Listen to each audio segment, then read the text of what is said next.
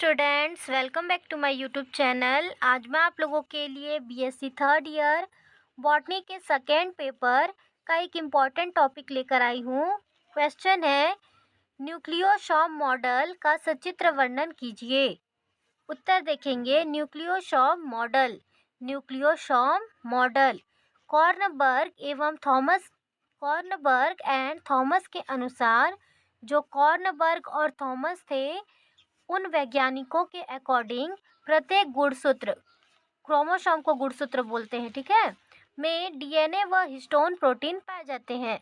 जितने भी गुणसूत्र होते हैं सभी में डीएनए और हिस्टोप्रोटीन पाए जाते हैं। हिस्टोप्रोटीन octamer H2A, H2B, H2 and H4 प्रत्येक के दो अणु, ये जो H2A, H2B, H2 and H4 हैं, इनके सभी के दो अणु डीएनए के साथ अंतरक्रिया करते हैं। दोनों की इस अंतरक्रिया में हिस्टोन प्रोटीन के ऑक्टोमर मध्य भाग सेंट्रल कोर में होते हैं। दोनों की अंतरक्रिया किसे कहा गया है? डीएनए और हिस्टोप्रोटीन की अंतरक्रिया को कहा गया है, ठीक है। इसमें जो हिस्टोप्रोटीन के ऑक्टोमर होते हैं वो मध्य भाग सेंट्रल कोर में होते हैं, जबकि डीएनए के तंतु इसके चारों ओर लिपटे रहते हैं। डायग्राम में देखते हैं। यहाँ देखिए डायग्राम में, ये न्यूक्लियोसोम का डायग्राम है। इसमें पहले देखिए, ये जो लाइन टाइप का दिख रहा है, ये क्या है? डीएनए का वुंड अराउंड है ये ना, और ये जो मॉलिक्यूल्स है हिस्टोन के, इसे चारों ओर से घेरा हुआ है, मतलब इसमें लिपटा हुआ है मॉलिक्यूल्स में, हिस्टोन मॉलिक्यूल्स में। और ये जो है, ये अंदर जो दिख रहा है डॉट डॉट, ये क्या है? न्यूक्लियोसोम है। ये जो गोल है ये न्यूक्लियोसोम है, और डॉट डॉट हिस्टोन H1 है। यहाँ पर आपको कोर प्रोटीन्स दिख रहा है, और ये क्या है? Linker DNA. जो ये लाइन है ये क्या है? Linker DNA. यहाँ ऊपर में दिया है, ये जो लाइन है इसी को जो लिपटा हुआ है, DNA wound around a cluster of histone molecules. आप चाहें तो न्यूक्लियोसोम मॉडल का स्क्रीनशॉट ले सकते हैं। इस अंतरक्रिया में हिस्टोन प्रोटीन के ऑक्टोमर्स डीएनए के 200 क्षारक युग्मकों में के साथ जुड़ जाते हैं।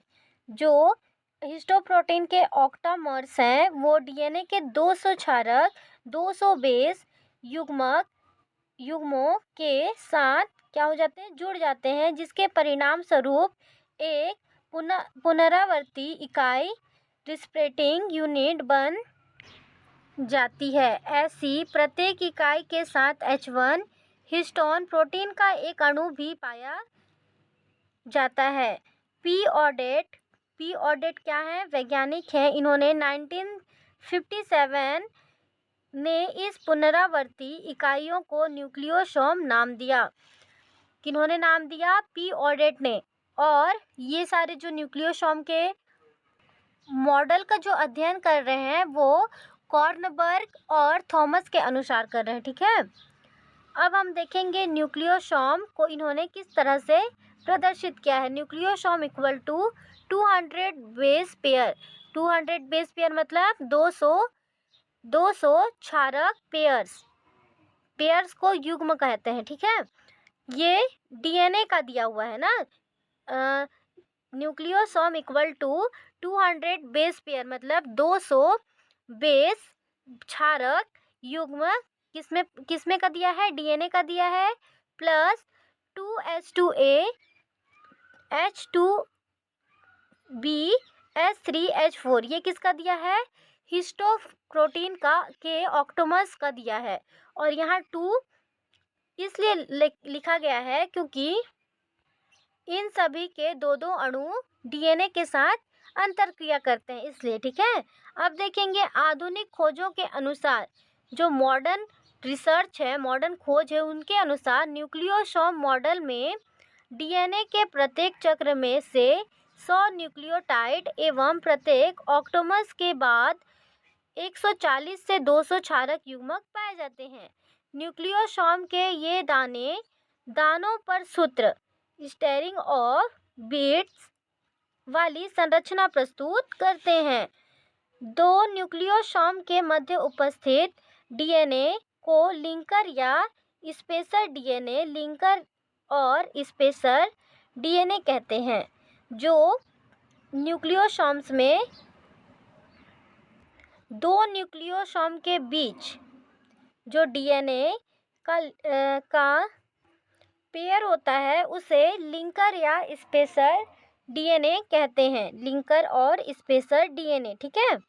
यह H1 हिस्टोन के साथ जुड़ता है। लिंकर डीएनए में 50 से 70 क्षारक युग्म पाए जाते हैं। जो लिंकर डीएनए होता है उसमें 50 से 70 क्षारक युग्म मतलब बेस पेयर पाए जाते हैं। हमारा टॉपिक यहीं ख़त्म हुआ। अगर आपको हमारे चैनल से हेल्प मिलती हो तो प्लीज़ हमारे चैनल को सब्सक्राइब करें और कमेंट कर बताएं कि अगली वीडियो आपको किस टॉपिक पे चाहिए। Thank you.